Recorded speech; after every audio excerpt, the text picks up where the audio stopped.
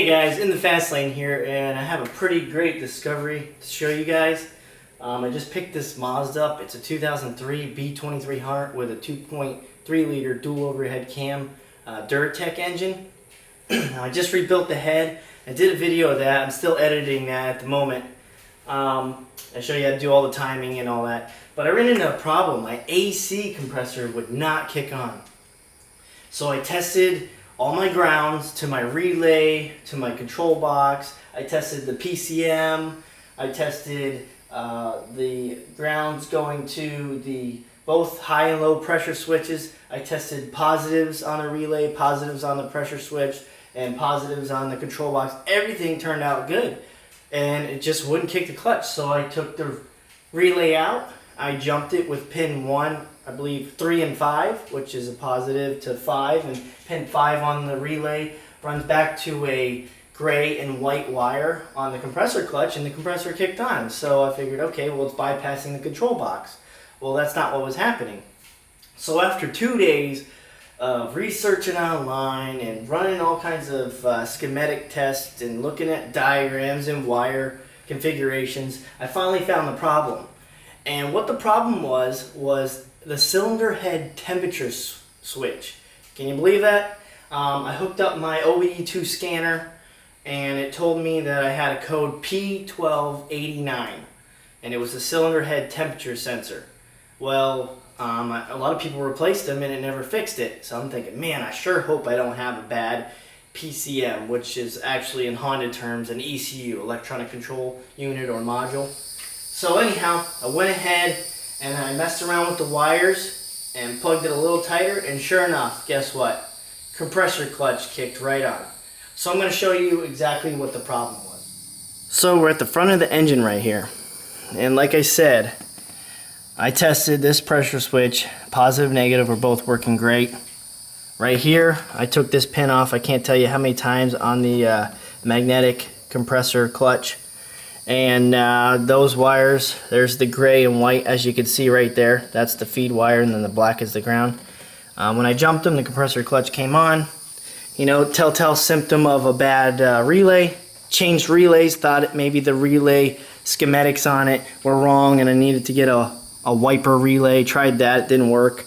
So anyhow, in here, in this box right here, this is your fuel pump relay if you don't know. This is your AC compressor relay, and this right here, number 10, 2 down, first row, is your AC compressor fuse. So I check your fuse right here first. Also check your relay, swap it out with a known working relay, like I swapped it out with the fuel pump.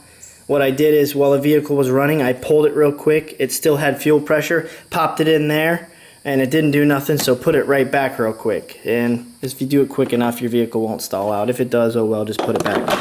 So here's the real problem.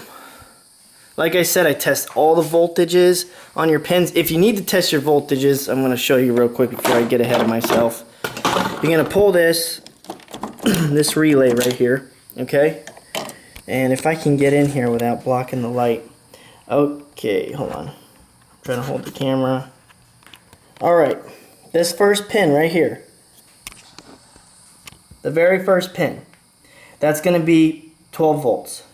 That middle pin, right in the middle right there, that is your gray and white wire to your AC compressor clutch. Now this works for 2001 all the way up to 2010 Ford Rangers and Mazda B2300s with the dual cams. Also, this outside wire in the back row here, the outside one to the far left, that's going to be, or the top where your camera, that's going to be another 12 volts. The middle one in the back doesn't matter because it doesn't have anything. This one right out here in the bottom corner, that is your negative. Okay, so we got that cleared out of the way. Just going to put this back. But over here on the cylinder head switch, it's right here in the intake manifold underneath it. So if you come in through here, there's the coil pack, and then you look right down in here, and this little guy, let me get a light in here for you. Alright, this should help you guys out a little bit. I'm just going to put this light right in here. Hopefully, maybe put an angle. Forget it. Okay, so here's the cylinder head temperature switch. You see that little plug right down in there? Here's the coil pack. Alright, now mine, it goes into the, this little grommet. There's a little rubber boot on the top. Sorry, the lighting's pretty dark. There we go. That's it, right down in there. Okay, that's what you're looking for. Push on that, wiggle the wires. If you can't follow the wires back, if that sensor doesn't work, the AC will not work. Now I'm going to read to you what they say. I was reading on a forum, and they call it the IAT, idle air temperature switch, on different vehicles. I'm going to put this in the video, the bottom, but I'm going to read it to you. And it says GM is GM, idle air temperature and AC. And as you can see here, I'm going to hold it here for a second. You guys can pause the screen and read it. But this is what it says. And I'm going to read it. It says, many of the GM OBD-II systems have an intake air temperature sensor pulling double duty as an ambient sensor, so it works for the AC. Basically, it's kind of hard to read because I took a picture of it. As an ambient sensor, the PCM uses the information to determine AC compressor operation. When the ambient temperature are below 40 Fahrenheit, and the PCM will not ground the compressor clutch relay. So that was the problem I was having. My relay wasn't grounding. Since this is a normal program operation, there is no trouble code set. So, well, actually, I was getting a P1289, so maybe a little different with Ford. Also, all the regular input signals for AC will show normal when tested, and that's exactly what I just got done telling you guys. I tested everything and could not figure out what the heck it was. If the idle air temperature switch or the cylinder head temperature switch, let's see here, or its wiring become damaged, the signal to the PCM could indicate a reading as low as 49 Fahrenheit. The PCM will ignore the AC request signal and not allow the compressor operation. Usually there is no reference to this PCM programming in the service manual. So if you guys are having this problem, this is exactly what you need to look at first. First, I would go to this cylinder head temperature switch right there. Then I would check the relay. Then I would check your high and low temperature switches. Also, the high and low temperature switches, they're in series. A lot of people, if you look at these wires, we got I believe it's a yellow and black and a red, let me see here, a red and yellow. Okay, so we got, and then over here, we have the same colors, okay?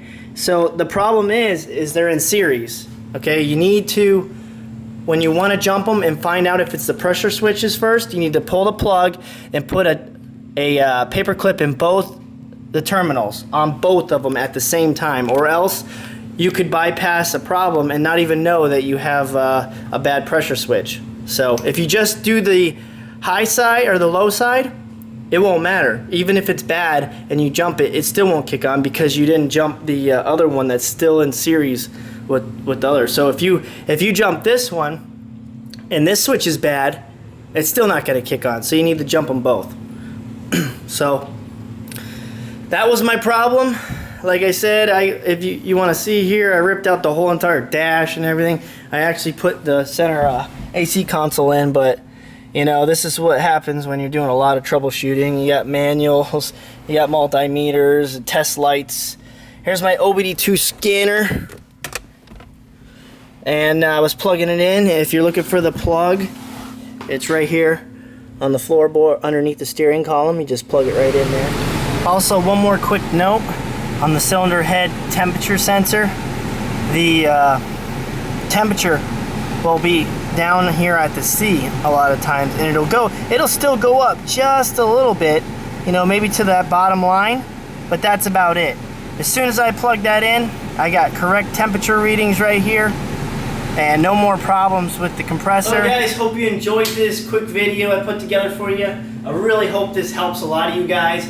I don't want to see you guys have to go through all the sweat and busted knuckles just trying to figure this out. So I hope this saves you guys a lot of time. I know I was working on this for a couple of days, you know, wringing my hands trying to figure out what the heck it was, but praise God, I found out what it was and my problems are over. But I was also wondering, you know, how I was going to fix the cylinder head temperature switch code I was getting in there, and sure enough, that was connected right in with the AC. So, like I said, I'm going to put that little piece of paper or chart that explains what it does with the idle air temperature or the cylinder head temperature switch underneath the video. Please subscribe, guys, and I'll see you guys next time.